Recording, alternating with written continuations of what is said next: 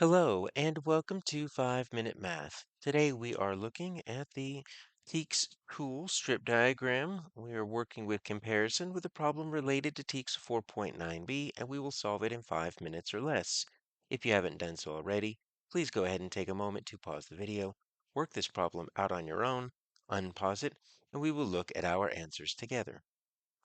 So we have a cooking club. They're using a dot plot here to record how much honey they are using in their recipes. Now, look at the question here. How much more honey? All right, so right here, this lets us know that we are dealing with a comparison.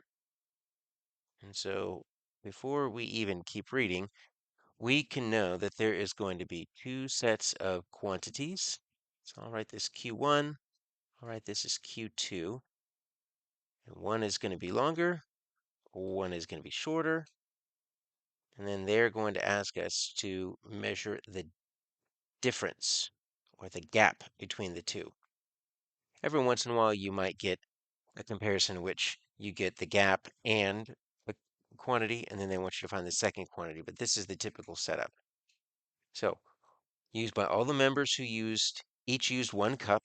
All right, so all the members who used 1 cup. So this is going to be my quantity 1 cup.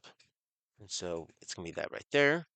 And then the members who each used ½ cup. So this is my second quantity right here. So I'm going to put this right here, ½ cup.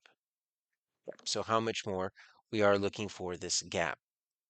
So we can make the strip diagram even a little bit more intricate, right? What we could do here is we can say, all right, so we've got 4 up here. Okay, so we can say 1, 1, 1, 1. All right, and then this is not necessarily a proportional strip diagram, but what we could say here is we can say, all right, so we've got a 3 here. So we could just do it like this, right? And we can do 1/2, 1/2, 1/2. All right, so I'm looking for the difference. Well, if I'm going to figure out the difference, what I want to do is I want to find the totals for each. So what is 4 sets of 1? Well, that's easy. That's going to be 4. And then what is going to be 3 sets of 1/2? Okay, so that might take a little bit more work. There's a few different ways we can do this. I can add 1/2 plus 1/2 plus 1/2. When we add fractions, the denominators need to be the same, and then those simply become the unit that we're adding. And how many of these units do we have? 1, 2, 3. We've got 3 halves. I can make this a mixed number. I can take 2 halves out, rename it as a whole, and I can say 1 and 1/2. Okay, so that could work.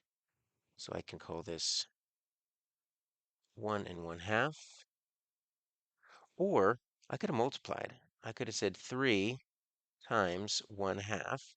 When you do that, you multiply the numerator times the whole number, because really this is 3 over 1, 3 wholes, and then you just multiply straight across. 3 times 1 is 3, 1 times 2 is 2.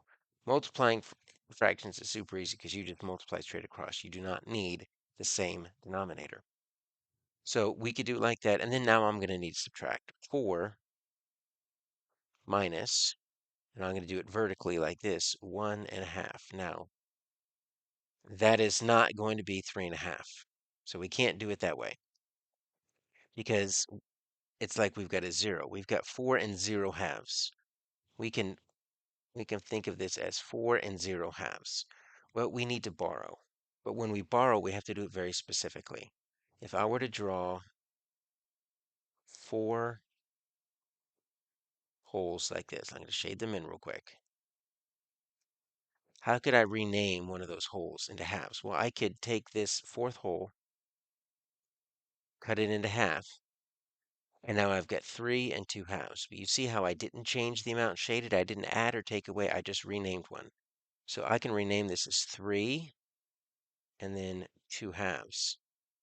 Well, now we can subtract because 2 halves minus 1/2 is going to be 1/2. And then 3 minus 1 is going to be 2. So you have to rename that 4 into 3 and 2 halves.